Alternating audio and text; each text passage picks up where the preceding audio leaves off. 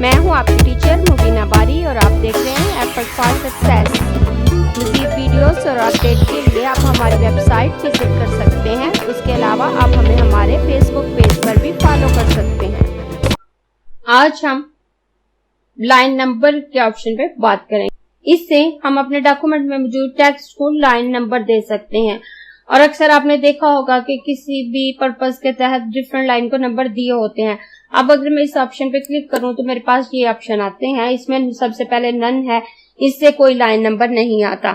उसके बाद कंटिन्यूज है, कंटिन्यूज पे क्लिक करने से हमारे कंटिन्यूज नंबर्स आते हैं। आप देखें हमारा ये पेज खत्म होता है 43 पे और 44 नेक्स्ट पेज पे स्टार्ट हो गया। इस तरह से हमारे पास जितने भी पेजेस हैं और हमारा ये पेजेस 85 पे खत्म होता है तो नेक्स्ट पेज 86 से स्टार्ट हो रहा है कि हमारे पास जितने भी पेजेस हैं कंटिन्यूसली उन पे नंबर आते जाते हैं। अब नेक्स्ट ऑप्शन जो हमारे पास है वो रीस्टार्ट ईच पेज है। अगर मैं इस पे क्लिक करूं तो ये हर पेज से नए नंबर स्टार्ट हो जाएंगे। मेरे फर्स्ट पेज पे जितनी लाइंस हैं उनको नंबर्स ये इशू करेगा और फिर जब नेक्स्ट पेज है उसका नंबर फिर 1 से स्टार्ट हो जाएगा अगर इस ऑप्शन पे क्लिक करूं। और आप देखें हमारा पहले पेज पे जो पेज नंबरिंग है 43 है और जब नेक्स्ट पेज स्टार्ट होता है तो वो फिर 1 से स्टार्ट हो जाता है। इस तरह से हम डिफरेंट पेज नंबर्स यूज कर सकते हैं।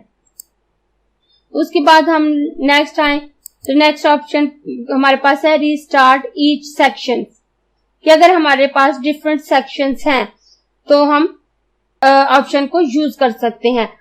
अगर हम अपने पेज को डिफरेंट सेक्शंस में डिवाइड करना चाहते हैं तो हम पेज ब्रेक के ऑप्शन को इस्तेमाल करे थे। ये मेरे पास वही टेक्स्ट है जो ब्रेक ऑप्शन पे काम करते हुए था। और मैं आती हूँ फर्स्ट पेज पे। इसमें हमने इस पैराग्राफ पे सेक्शन ब्रेक लगाया था और नीचे वाले पैराग्राफ्स को हमने कॉलम में डिवाइड करके देखा था। अब आप देखिए अगर मैं लाइन नंबर पे आती हूँ तो रीस्टार्ट ईच सेक्शंस इस पे क्लिक करूं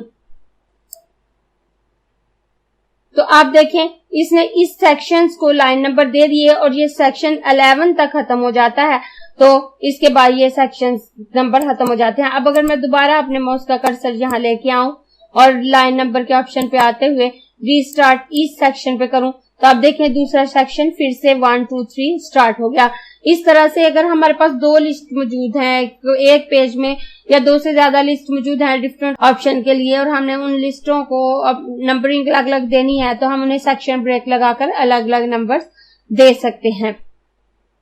उसके बाद नेक्स्ट हमारे पास ऑप्शन है सप्रेस फॉर करंट पैराग्राफ कि इस पैराग्राफ को छोड़कर आप नंबर दे सकते हैं।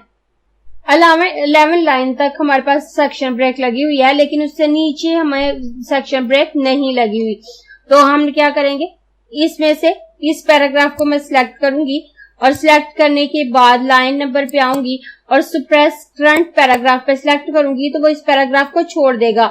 उसने 1 2 3 4 5 6 और उसके बाद 7 से नंबरिंग इस पैराग्राफ से स्टार्ट होगी और इस पैराग्राफ को उसने छोड़ दिया। उसके बाद नीचे आए तो हमारे पास लाइन नंबरिंग ऑप्शन है। हमारे पास सबसे पहले मार्जिन ऑप्शन है तो इसमें हम पहले मार्जिन बता सकते हैं कि टॉप लेफ्ट बॉटम राइट या गटर कितना छोड़ना है, हमने इसकी ओरिएंटेशन कैसे रखनी है। और उसके बाद नीचे अप्लाई टू का ऑप्शन है। अगर हम अप्लाई टू पे आए तो हमारे पास है सिलेक्टेड सेक्शंस।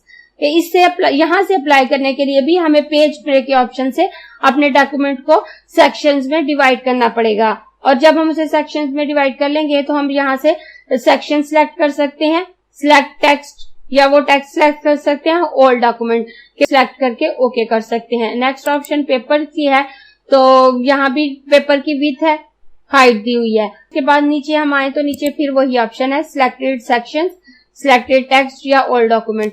क्या आप ये जो विड्थ और हाइट तय करें वो आप कंप्लीट डॉक्यूमेंट के देना चाह रहे हैं या किसी महसूस सेक्शंस को। और अगर आपने सेक्शन ब्रेक लगा के सेक्शंस पहले से डिफाइन कर दिए हैं तो आप वो सेक्शन सिलेक्ट करके उसे चेंज कर सकते हैं। जैसे पहले मैंने आपको पोर्ट्रेट या लैंडस्केप अलग-अलग पेजेस करके दिखाए थे। और यही ऑप्शन लेआउट में है कि आपने कंटिन्यूज करना है, आपने सेक्शंस की डायरेक्शन राइट टू लेफ्ट रखनी है और उसके बाद वही ऑप्शन है। यानी कि ये ऑप्शन जहां से भी आप यूज कर सकते हैं या फिर आप यहां से डायरेक्ट यूज कर सकते हैं। और नेक्स्ट ऑप्शन हमारे पास हाइफनेशन की है इसके लिए मैं अपने टेक्स्ट में से लाइन नंबर वगैरह खत्म करके उससे पहले नॉर्मल कर लेती हूँ। अब हम आते हैं हाइफनेशन ऑप्शन की तरफ। पहले मैं आपको बताऊं कि हाइफनेशन होती क्या है। अक्सर आप जब लिखते हुए आपने गौर किया होगा कि जब हम लिख रहे होते हैं तो हमारा कोई वर्ड एक लाइन पे पूरा नहीं आ रहा होता। जब हमारी लाइन खत्म हो रही होती है और उसमें चंद अल्फाबेट लिखने की जगह बच रही होती है और जब वो लिखते हैं तो वो पूरा वर्ड नीचे की लाइन में ट्रांसफर हो जाता है। हाइफनेशन मार्क ये छोटी सी डैश होती है जो ये आपको ए के साथ नजर आ रही है। तो हमारा हाफ वर्ड लिखा जाता है, उसके बाद ये निशान आ जाता है और बकाया वर्ड नीचे की लाइन पर ट्रांसफर हो जाता है, लेकिन वो पढ़ा इकट्ठा ही जाता है। और इसके लिए आपका टेक्स्ट जो है जस्टिफाई ना हो तो ही ये ऑप्शन काम करेगा। अगर आपने लिखने के बाद अपने टेक्स्ट को जस्टिफाई किया है तो ये ऑप्शन काम नहीं करेगा। इसमें हमारे पास दो ऑप्शन है, ऑटोमेटिक और मैनुअल।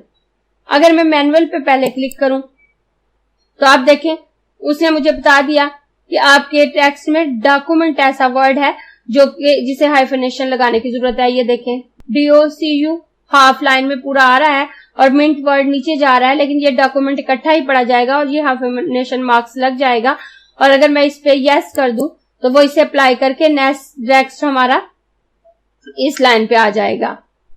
और ये हमारा वर्ड रीडिंग है, रीड ऊपर आ रहा है और ING नीचे आ रहा है। और अगर मैं इसे भी यस करूं तो ये नीचे आ जाएगा। उसके बाद अब अगर मैं अपने माउस का कर्सर यहां रखूं और हाइफनेशन के ऑप्शन पे आके ऑटोमेटिक पे क्लिक करूं तो आप देखें कोई इफेक्ट नजर नहीं आ रहा, क्योंकि इसमें कोई ऐसा वर्ड मौजूद नहीं है जिसे हाइफनेशन लगाने की जरूरत है। लेकिन इस ऑप्शन को मजीद समझाने के लिए मैं अपने टेक्स्ट को 2 कॉलम में डिवाइड कर लेती हूँ। अब ये लाइंस कम ज्यादा हो गई हैं और अब अगर मैं इस ऑप्शन पे रखते हुए हाइफनेशन पे आऊं और ऑटोमेटिक पे क्लिक करूं तो आप देखें मेरे टेक्स्ट में जहां भी जरूरत थी, जैसे ये मैचिंग वर्ड में जरूरत थी तो मैच ऊपर और ING नीचे आ गया। उसके अलावा बटन वर्ड यहाँ पे मौजूद है, ये हाफ ये मौजूद है और हाफ यहाँ पे आपको नजर आ रहा है। मैं सिलेक्ट करके दिखा देती हूँ, हाफ ये और हाफ ये इसका हिस्सा नीचे है, यहाँ उसने हाइफनेशन अप्लाई कर दी। यानी कि अगर आपके टेक्स्ट में हाइफनेशन की जरूरत होगी, अगर आप मैनुअली सिलेक्ट करेंगे तो वो 1 बाय 1 आपसे पूछेगा कि वो यहाँ पे हाइफनेशन अप्लाई कर दे। अगर आप यस करेंगे तो अप्लाई हो जाएगा, अगर नो करेंगे तो नहीं होगा। और अगर आप ऑटोमेटिक पे क्लिक कर देते हैं तो आपके टेक्स्ट में जहां भी इसकी जरूरत होगी वो इस हाइफनेशन को अप्लाई कर देगा। अब आपकी मर्जी है, आप हाइफनेशन की मदद से अपनी लाइनों को इक्वल रखें और अपनी स्पेस बचा लें, तो या फिर जस्टिफाई से अपनी लाइनों को इक्वल कर सकते हैं। लेकिन जस्टिफाई से स्पेस ज्यादा यूज होती है, जबकि हाइफनेशन लगाने से लाइनें इक्वल हो जाती हैं और स्पेस कम यूज होती है, हमारे पास स्पेस बच जाती है। और अगर हमारी लाइनें जस्टिफाई हैं तो हाइफनेशन का ऑप्शन काम नहीं करता। अब नीचे अगर मैं आऊं तो हमारे पास हाइफनेशन ऑप्शन है, तो यहाँ भी आपके पास वही है, automatically hyphenate document, hyphenate word in caps. यहाँ से आप जो सिलेक्ट करेंगे, अगर आप ऑटोमेटिकली करना चाह रहे हैं तो ऑटोमेटिक हो जाएगा, अगर आप मैनुअली करना चाह रहे हैं ये वही ऑप्शन है जो पहले हम इस्तेमाल कर चुके हैं। आप इसे हाइफनेशन ऑप्शन से इस्तेमाल कर लें या यहाँ से नन ऑटोमेटिक या मैनुअल कर दें। अगर मैं नन करूं तो तमाम हाइफनेशन खत्म हो जाएंगी। अगर आपको ये क्लास पसंद आई है तो लाइक कीजिए, अपने दोस्तों के साथ शेयर भी कीजिए ताकि वो भी सीख सकें।